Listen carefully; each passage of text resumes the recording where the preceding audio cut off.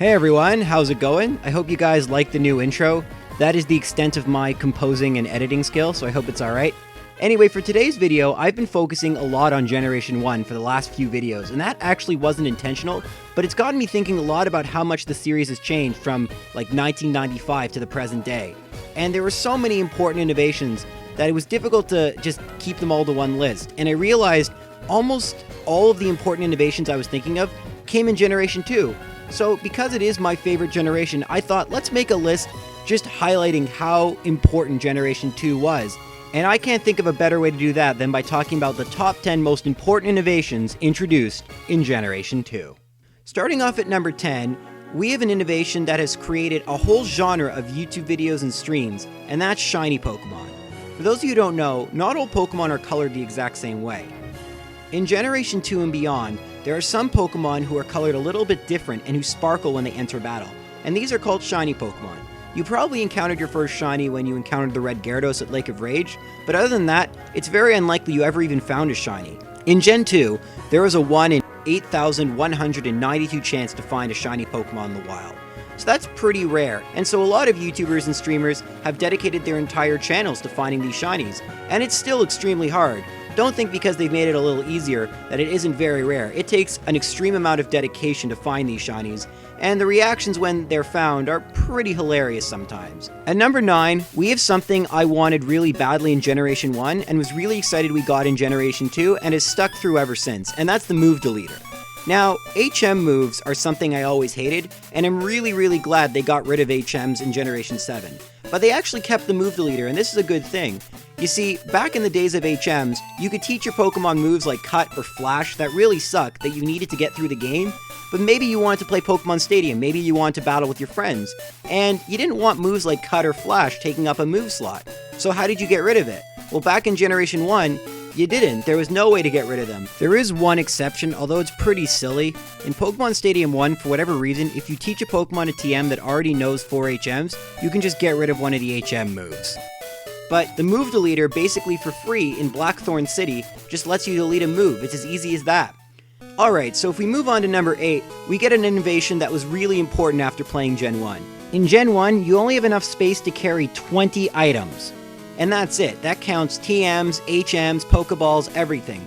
But in Generation 2 and beyond, you got a segmented pack, and this made it not just easier to find items, but easier to store them. Yeah, the pack was still a little small compared to the packs in later games, but having a segmented pack was really important back in the day.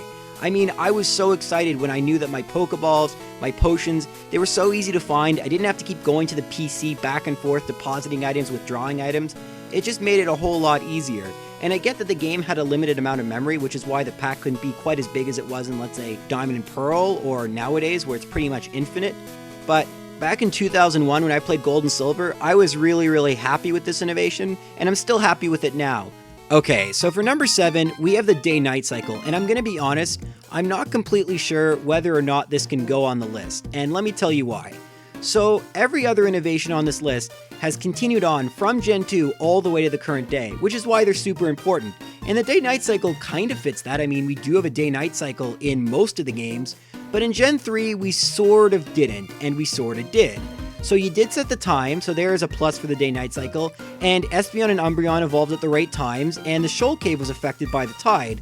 However, the big negative there is that it was an invisible day-night cycle, and kind of one of the coolest things about the Gold and Silver day-night cycle was the fact that there was a visual difference between day and night, and different Pokemon were catchable during the day and the night. Although that's not always been the case. The other problem with the day-night cycle in Gen 3 is that if we look at the other games in Gen 3, the GameCube spin-offs, or even the remakes, there's no day-night cycle at all. So, does it count? I don't know. I'm gonna count it because I found it made the Pokemon games a little more immersive and I thought it was really cool. Plus, there is at least one Generation 3 game where there is a day-night cycle even if it's invisible. But hey, there's really not much to say about day and night. It's a pretty simple concept, so it gave me something to talk about here, and we got to talk about the history of the day-night cycle. That was pretty fun, wasn't it?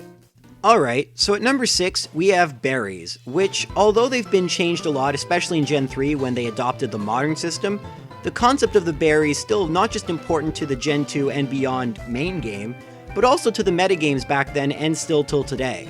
So we got 10 berries in Gen 2, and they all had names that were pretty easy to figure out what they did. There was Berry, Paralysis Cure Berry, Poison Cure Berry, Burnt Berry, which actually healed Freezing, and Ice Berry, which healed burns. I always liked that. I always thought that was pretty cool. We didn't get the really cool berries that we'd get in Gen 3 and beyond, but they were an important innovation nonetheless. Moving on to number 5, we have weather/entry hazards. Now I know today these are considered very different things, but back in Gen 2 there were so few weather elements and entry hazards that I felt that they deserved this spot on the list together. Now, back then, I don't know how important they were to the competitive metagame. Really, my extent of competitive Gen 2 is limited to Pokemon Stadium, which really doesn't count. But I did follow the competitive game from Gen 4 and beyond, and man, was weather and entry hazards just a central feature of the metagame back then, and still till today to some degree. So, back in Gen 2, we got sun, rain, sand, and spikes. That was pretty much it. And now we have hail, we have toxic spikes, we have sticky web, we have all sorts of other really cool entry hazards. But this all started from Generation 2, which is pretty cool. Back then, it was pretty much used, I used it to set up Solar Beam and Thunder, and spikes really just didn't work the same way, they just weren't as good. But can you imagine if we never got these features, how much different competitive battling would have been like 5 years ago, or even how much different it would be today? Okay, so at number 4, I know I kind of alluded to these when I talked about berries, but let's talk about the concept of the held item in general. Now, back in Generation 1, in a multiplayer battle, you couldn't use items. Sure, in the single player game you could use like X attack, but there weren't really items you could use in battle. And a lot of items that get a lot of use still till today were invented in Generation 2. Leftovers came about then, Light Ball, the Scope Lens, the King's Rock. Sure, we didn't get stuff like Focus Sash or Eviolite, those came about much later, but think about how many of these important items were around for like almost 20 years now. It's pretty crazy. And yeah, we used other items like the magnet or the twisted spoon, stuff you wouldn't really see much used today. But the idea that you could kind of customize your Pokemon even further, that was a really important feature back then. And on that note, let's talk about number 3, breeding. So I wanted to put this even higher on the list, but ended up, settling at number 3. And that's because breeding pretty much is what enabled competitive battling, at least at an interesting level. Because if you just had to randomly search for Pokemon to get like good IVs and stuff, which didn't exist back in Gen 2, but you know what I'm saying, it would take forever, and it would be even more annoying than it is now. And yes, they've made a lot of innovations to breeding over the years, and because of that, they've made it a lot easier. But the fact of the matter is, in Generation 1, you have a Meowth, you want another Meowth, you have to go and catch one. There's no way your Meowth can teach another Meowth moves, like egg moves, those didn't exist. And what would be the point of Magma Armor, I ask? I already complained about that in another list, but now you've just made it completely useless. Unless they made every Pokemon have perfect IVs or made it possible to get that, I really don't understand how competitive Pokemon would exist without breeding. Now, at number 2, we have something that I tend to forget didn't exist in Gen 1, just because it seems so obvious that this would always exist, but it didn't, and that's Special Defense. Now, I'm so used to Special Defense, I forget that at one time it wasn't a thing, and there are a bunch of implications to this. Like, Kadabra and Alakazam were great special tanks. Chansey was a special sweeper. Cloyster was like invincible. The fact that special stood for both offensive and defensive stats tend to really overpower special sweepers and special walls because they were just good at both. So the special split basically made special Pokemon a lot more fair overall. No longer was every Pokemon both a tank and a sweeper. Now you were either one or the other, and it made sense for the most part, so pretty big fan of this. And finally, at number 1, I thought for a long time about what I wanted to put at the number 1 spot of this list, and I realized the addition of Dark and Steel had to go there. Yes, there weren't a lot of Dark and Steel moves or Pokemon introduced in Gen 2, but adding 2 new types completely changed the game in a lot of ways. Let's talk about Psychic type, the most overpowered type in Generation 1, and the reason Kadabra is my favorite Pokemon. Back in the day, Kadabra was pretty much unstoppable. The only thing that resisted Psychic moves, which it got a stab bonus from, was other Psychic Pokemon. So, realistically you'd be using an Alakazam, so your biggest threat was another Alakazam. But after the introduction of Steel and Dark, you have to watch out for Pokemon like Skarmory and especially Houndoom.